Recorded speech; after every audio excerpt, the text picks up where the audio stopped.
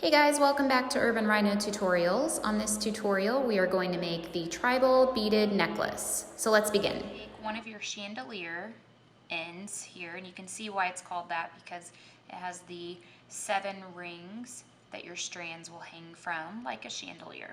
So you're going to crimp one of your strands of fishing line onto one of the rings with one of your crimp beads. And you're going to do that for each ring that's on here. So I'm going to show you how to do one, and then I will, to speed up the process, I'll do the other ones off camera. So you're not watching me crimp a million of these. So I think the easiest way to do this is to put your crimp bead on your fishing line, slide that end through like that, through the first ring, and take your end of your fishing line back through, and then I like to pull it so that you're not wasting some of that fishing line. Then you're going to crimp that crimp bead as close to the loop as you possibly can there. So now that strand is attached and I'm ready to begin, or after I do the other 7, I'll be ready to begin stringing on my beads. So I'm going to finish the other 6 strands. I'm going to attach those, and I'm going to go ahead and start putting a few rows of the beads on, and when I come back I'm going to show you kind of what I'm doing with the beads and how it creates the pattern, and then how we'll work through the curve. Now that I've started putting my pattern, my rows of beads on, I'm getting to the point where I want my overall grouping of strands, so my necklace, to curve. And when it makes the curve, if you keep your rows of beads in straight lines, then by the time it works through the curve and gets over here, all of your rows are going to be slanted. So in order to work through the curve, you have to angle each of those sections of beads. Another thing I want to point out is you can tell by looking at these, even though all of my beads are pushed up, they're still slightly uneven. That's okay, unless you really want to take the time to pick out beads that are the exact same size. That's going to happen. Each of these beads are slightly different in their sizing, so some are a little bigger, some are a little smaller, and that's going to affect the layout. When you get, to a certain point, so down here, I actually took one bead off of this gray section just because it stuck down quite a bit more. So even though it's not the same amount, that one particular strand, it doesn't matter because it evened out. So what I'm going to do now is I'm going to work through the curve, and I'm just going to show you how I would do that. So depending on how thick you want your particular section to be, so for instance, I'm going to do white, and I want it to go smaller here. So if I was curving this way, it's going to be smaller here and get bigger here. So I'm going to do 1 bead, 2 beads, 3, 4, 5, 6, 7. So let's get those on. And you're going to do this each time that you do this. You just want to go back and straighten out your strands and start to actually lay them in a curve so that you can see how far you need to go where you're modifying these sections. Because at some point, once you get through that curve of your necklace, you want to start straightening out your sections again and going back to the even rows instead of doing the 1, 2, 3 like I'm doing. If I wanted my section to be bigger, then I would have started with a larger amount of beads. So maybe I would do 3, 4, 5, 6, and so on like that. But usually the difference of 1 bead on each strand is enough to get you through that. So let me do this real quick so I can show you. And then once we see this, I'll finish up working through the curve and putting the rest of the beads on. So we're on 5 here.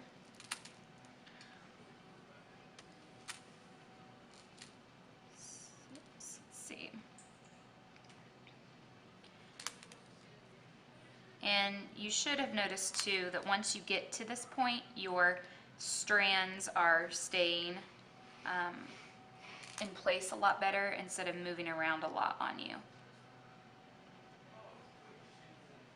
Okay, so we've got 6 and last one.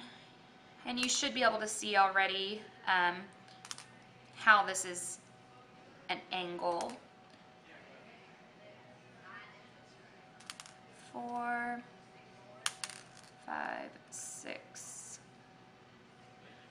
and 7. Okay, so once I straighten these back out, push the beads up, you can see how we are starting to get that angle.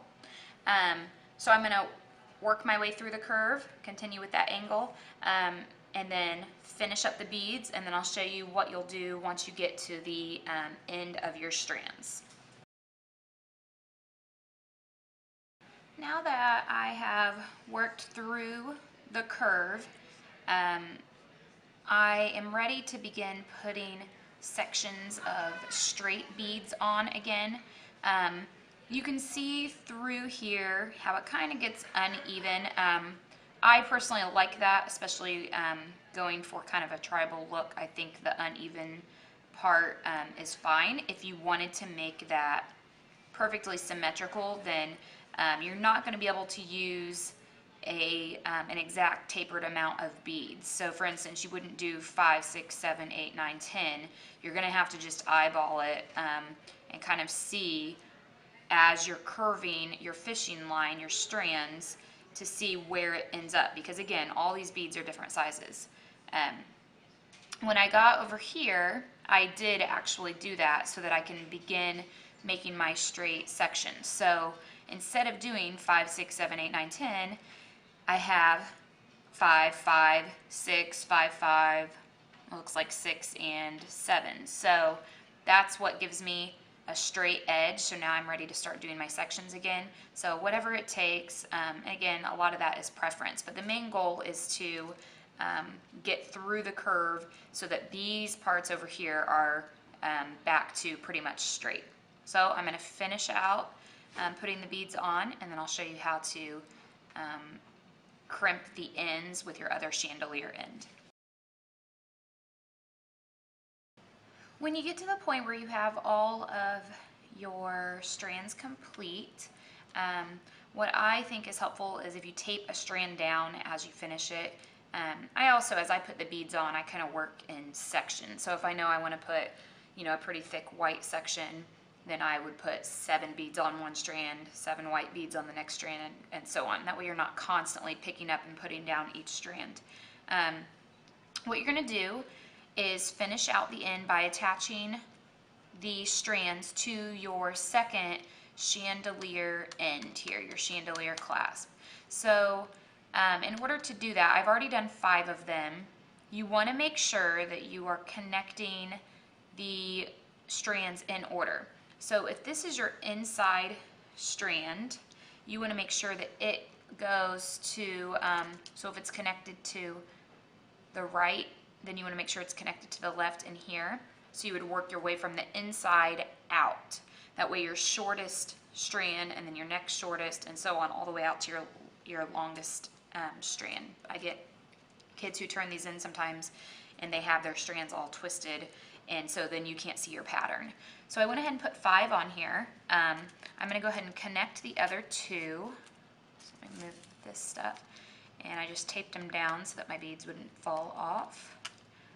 That's the last thing you want to happen, is to spend all that time and then the strands fall off. So you can see this is my next one in line. It's my 6th one. So I'm going to put a jump ring, or I'm sorry, a crimp bead on here on the strand. I'm going to slip it through the 6th hole and back through the crimp bead.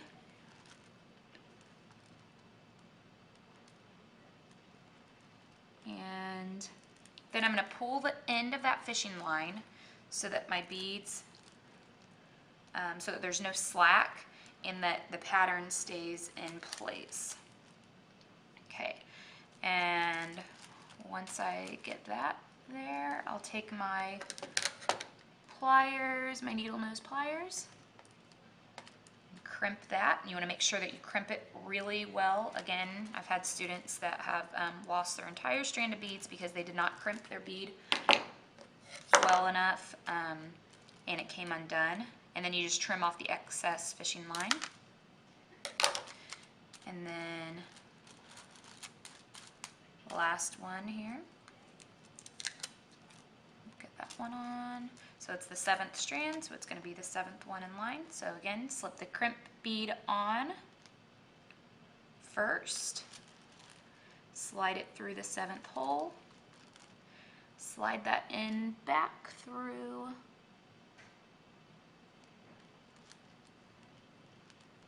pull the end of the fishing line so that it's pulled tight. You always also want to make sure that your beads are pushed all the way up here before you crimp it. Okay. And now I'm going to crimp that and trim off the extra.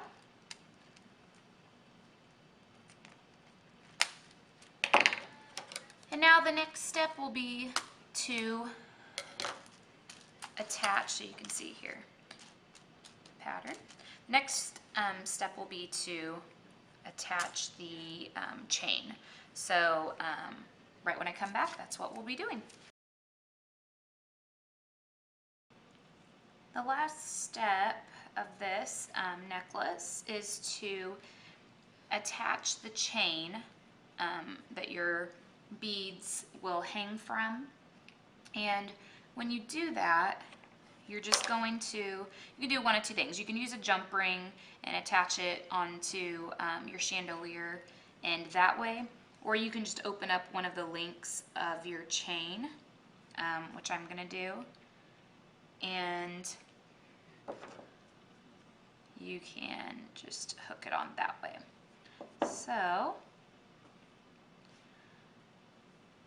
we have found in the past that when you hook these on, they slide around a significant amount, and it doesn't really allow the necklace to hang like the kids want. Let me close this a little more. So I've kind of come up with a solution for that, which is to wrap wire on either side of the jump ring that's attached, or the chain link that's attached on to the chandelier end here. This is slipping on me. And so once you get that in place and closed up, show you how to do the wire. Okay. So you can see that it just slides around. So an option, because what happens is when they wear it, it slides to one side or the other, and then it kind of makes their necklace hang crooked. So to keep that right in the center, we're going to take one of our 4-inch sections of 20 gauge wire, and we're going to wrap it around this part of the chandelier clasp. So to do that, you're going to have to use your pliers. Get it started here. And when you wrap it, which the wire I'm using is actually really malleable, so it's easy to bend, but you're going to want to use your pliers to pull it through to make it nice and straight. So You're going to wrap it around in a coil.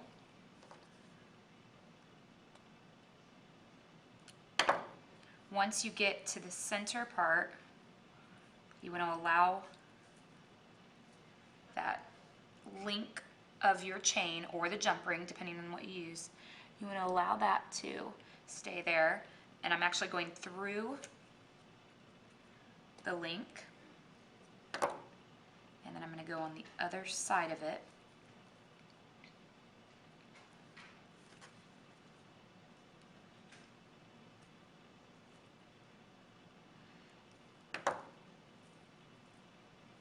And I'm going to keep tightening it. I want to keep using my pliers to push everything together. Use the pliers to pull it tight.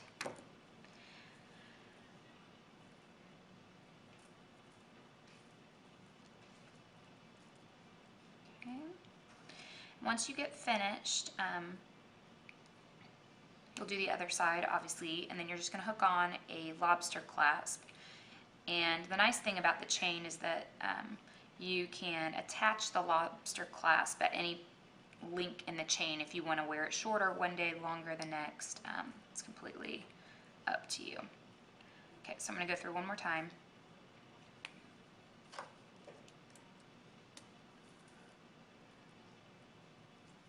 I'm going to use the wire cutters, snip it off in the back, and then use the pliers to flatten it down. And then I'm going to do the same with this part where I had started it. I want to snip that off as well in the back and use the pliers to flatten it down. So what that's going to do is keep that in place so it can't move around now. Okay, and then the last thing, so again, I'm going to do the other side. I'm going to attach the clasp, and then one other optional thing, which I'm not going to do with this example here. I see a stray piece of fishing line. The last thing that they could do is if they wanted to take some small gauge wire and wrap it around the opposite direction, so run it horizontally over the bar to kind of cover that up, they could do that as well and kind of go up to the top of the chandelier clasp. So again, I'll finish the other side, and then at the end you'll see the finished product. Now that I have the necklace finished up, you can see where I went back, attached the chain, finished the coils on both sides, and used the lobster clasp to attach the clasp part here. And keep in mind, like I said, you can use that lobster clasp to attach onto the chain at lower points if you wanted to make this a shorter necklace. So the length of that chain can certainly be shortened. So that is the tribal beaded necklace tutorial.